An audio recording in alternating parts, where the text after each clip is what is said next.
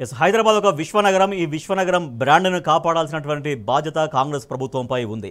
కానీ కాంగ్రెస్ ప్రభుత్వం తీసుకున్నటువంటి అనాలోచిత నిర్ణయాల వల్ల హైదరాబాద్ బ్రాండ్కే చేటు చేస్తోంది. హైదరాబాద్ బ్రాండ్ వాల్యూ క్రమక్రమంగా మసకబారుతోంది. మా ప్రతినిధి గణేష్ మరింత సమాచారం ఇస్తారు. గణేష్, హైదరాబాద్ బ్రాండ్ వాల్యూ కాపాడాల్సింది పోయి ప్రభుత్వం తీసుకుంటున్నటువంటి చర్యల మూలంగా హైదరాబాద్ బ్రాండ్ ఇమేజ్ దెబ్బతింటుంది అనేది విశ్లేషకులు అంచనా వేస్తున్నారు, చెబుతున్నారు. సో ఎందుకు ఏ నిర్ణయాలు ఇవాళ హైదరాబాద్ బ్రాండ్ వాల్యూను మరింతగా కిందకి తీసుకెళ్లే విధంగా ఉన్నాయి?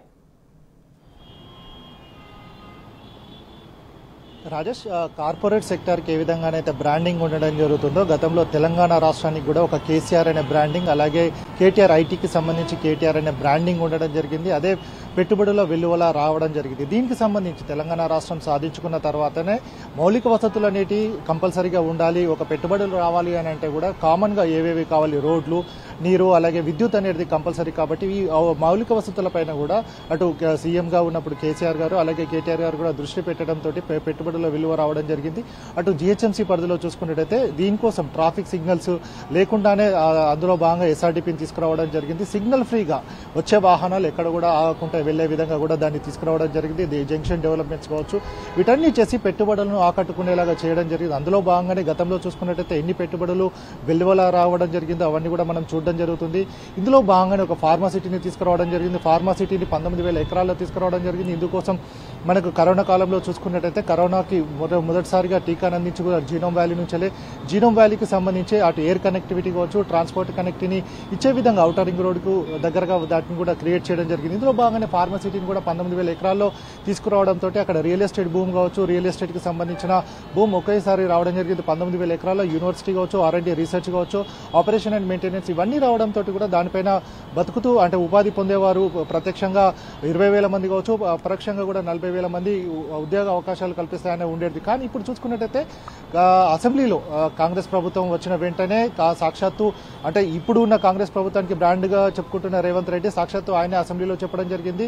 తెలంగాణ అప్లమయమైంది, అప్లపాలైంది అని చెప్పి చెప్పడం జరిగింది. ప్రతిపక్షంలో కావచ్చు, మిత్రపక్షంలో ఉన్న వాళ్ళు కూడా ఒక సీఎంగా ఉండి మీరే అప్లపాలైంది అని అంటే ఎట్లా, మరి పెట్టుబడులు ఏ విధంగా వస్తాయని కూడా వారు కూడా చెప్పిన సందర్భం ఉంది. దాంట్లో భాగంగానే మరి మీరే రాష్ట్రానికి సాక్షాత్తు సీఎంఏ అప్లలో ఉంది అన్నప్పుడు మరి మాకు ఇచ్చే రాయితీలు ఏంది, ప్రోత్సాహకాలు ఏంది అని కూడా ఇక్కడ పెట్టుబడులకు వచ్చేవారు కూడా క్వశ్చన్ చేస్తున్న పరిస్థితి కూడా కనబడటం జరుగుతుంది. ఇందులో భాగంగానే మనం చూసుకున్నట్టయితే 9 నెలల కాలంలో ఒక్క కంపెనీ కూడా ఇక్కడికి వచ్చి పెట్టుబడి పెట్టిన దాఖలాలు కూడా లేవంటే కూడా మనం చూడవచ్చు. అలాగే ఇప్పటి వరకు కూడా కొన్ని కంపెనీలు ఇక్కడ ఉన్న రాజకీయ అస్థిరత కావచ్చు, రాజకీయంగా లేని ప్రోత్సాహాలు కావచ్చు, ఏవి కూడా లేకపోవడంతో తమ సంస్థలు ఇక్కడ ఉంచాలా లేదా అన్న ఉద్దేశం కొద్ది కూడా ఉండడం జరుగుతుంది. అందులో భాగంగా కేన్స్ కి సంబంధించిన కంపెనీ గణేష్, ఇప్పటికే రియల్ ఎస్టేట్ రంగం అనేది ఒక ప్రశ్నార్థకంగా భవిష్యత్తు మారిన తర్వాత ఆ పరిస్థితుల్లో ఇవాళ హైడ్రా అనేది ఎంత ఎఫెక్ట్ చూపిస్తుంది ఇంకా ఆయా రంగాల పట్ల, రియల్ ఎస్టేట్ రంగం పట్ల, ఇన్వెస్టర్ల పట్ల?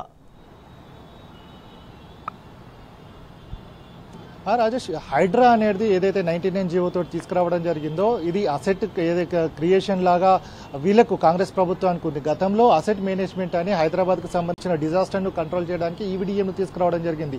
ఇప్పుడు హైడ్రా వచ్చిన తర్వాత హైదరాబాద్ నగరంలోని ఏ పౌరుడైనా సరే ఇల్లు ఉన్నా లేకపోయినా కానీ వారందరూ కూడా కంటి మీద కునుకులేదనేది ప్రతి ఒక్కరికి అడుగుతున్న, ప్రతి ఒక్కరికి చర్చిస్తున్నది. గతంలో చూసుకున్నట్టయితే డబ్బులు ఉన్నవారు కావచ్చు, ఎవరైనా సరే లేక్ వ్యూ కావచ్చు, ప్రశాంతంగా ఉంటే ఒక చిన్న ఇల్లు కట్టుకోవాలంటే పార్కు పక్కన కట్టుకోవాలి, లేకపోతే హై రైజ్డ్ ఉన్న వాళ్ళు లేక్ వ్యూ అని చెప్పేసి అంటే ప్రతి కంపెనీ కూడా రియల్ ఎస్టేట్ కి సంబంధించిన వారందరూ కూడా లేక్ వ్యూ అనేది చెప్పరు వాడు, ఎందుకంటే అక్కడ ఉన్న వెదర్ కావచ్చు, ఆ కండిషన్స్ తోటి కూడా తమ రియల్ ఎస్టేట్ వ్యాపారాలు పెరుగుతాయని ఉండేది జరిగింది. ఇప్పుడు చూసుకున్నట్టయితే గతంలో డబ్బులు ఉన్నవారు ఆ వ్యూ ఉంటే మాకు చెప్పండి, ఆ ప్లాట్ తీసుకుంటాము అని చెప్పేవారు. కానీ ఇప్పుడు చూసుకున్నట్టయితే ఏ ఒక్క రియల్ ఎస్టేట్ కంపెనీకి డబ్బులు ఏదైతే ప్రీ లాంచ్ లో కావచ్చు డబ్బులు కట్టిన వారందరూ కూడా మరి మీరు ఎఫ్టీఎల్లో ఉందా, బఫర్లో ఉందా, మా కంపెనీకి సంబంధించిన ప్లాట్ తీసుకున్నాం ఇది ఉంటుందా పోతుందా అనేది కూడా అటు జిహెచ్ఎంసీలో కావచ్చు, ఇక్కడ చూసుకున్నట్టయితే హెచ్ఎండిఏలో కావచ్చు ఎంక్వైరీలు అనేది రావడం జరిగింది. గత నెల అంటే జూలై 19 నుంచి ఏ విధంగానైతే హైడ్రా రావడం జరిగిందో అప్పటి నుంచి ఎఫ్టీఎల్ బఫర్ అనేది చెప్తున్న నేపథ్యం కనబడుతుంది. కాబట్టి పాత మాస్టర్ ప్లాన్లు తీయడం జరిగింది.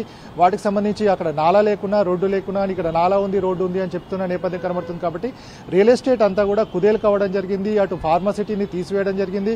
ఫార్మసిటీ స్థానంలో 3 క్లస్టర్లు ఫార్మా క్లస్టర్లు చేస్తామనడంతో అక్కడ రైతులందరూ కూడా పోరుబాట పట్టడం జరిగింది. మా ఫార్మసిటీ కోసం తీసుకున్న భూములను కూడా వెనక్కి ఇచ్చేయాలని చెప్తున్న నేపథ్యం కనబడుతుంది. కానీ ఇటు కాంగ్రెస్ కి సంబంధించి సీఎం రేవంత్ రెడ్డి మాత్రం అక్కడ 4th సిటీ చేస్తామని చెప్తున్న నేపథ్యం ఉంది. గతంలో వీకెండ్ వచ్చిందంటే చాలు వాళ్ళందరూ కూడా రియల్ ఎస్టేట్ కి సంబంధించిన వారందరూ కూడా కట్టలు కట్టుకుని వారందరూ కూడా వెంచర్లకు వెళ్ళేవారు. ఇప్పుడు మాత్రం ఇక్కడ కూడా ఆ పరిస్థితి కనబడతలేదు రాజేష్. రైట్. ఎస్ గణేష్, అయితే రాష్ట్రంలో కాంగ్రెస్ ప్రభుత్వం ఏర్పడి 9 months కంప్లీట్ అయింది. ఈ నవమాసాల కాంగ్రెస్ పరిపాలనకు ప్రజల నుంచి వస్తున్నటువంటి మార్కులు గుండుస్తున్నాగానే కనిపిస్తున్నాయి. ఎందుకంటే అడ్మినిస్ట్రేషన్ పూర్తిగా ఫెయిల్ అవుతుంది. ముఖ్యమంత్రి చెప్తున్నటువంటి మాటకి, మంత్రులు మాట్లాడుతున్నటువంటి మాటలకి ఏమాత్రం పొందనట్లేదు. ఇక హైదరాబాద్ బ్రాండ్ వాల్యూ కూడా పూర్తిగా తగ్గిపోతుంది. హైదరాబాద్ బ్రాండ్ వాల్యూ కాపాడాల్సిన ప్రభుత్వం పూర్తిగా విస్మరించింది. సంక్షేమం విషయంలో పాత సంక్షేమం కాదు కొత్త సంక్షేమం ఇస్తామన్నారు. ఆ కొత్త సంక్షేమము అటుంచితే అసలు పాత సంక్షేమం బీఆర్ఎస్ గవర్నమెంట్లో ఉన్నటువంటి సంక్షేమమే పూర్తి స్థాయిలో అమలు చేయని పరిస్థితి. ఇక లా అండ్ ఆర్డర్, శాంతి భద్రతల సమస్య అనేది చాలా విపరీతంగా పెరిగిపోతుంది. అసలు శాంతి భద్రతలు ఈ రాష్ట్రంలో ఉన్నాయా లేవా అన్న ప్రశ్నలు సామాన్యుల నుంచి వేస్తున్నారు.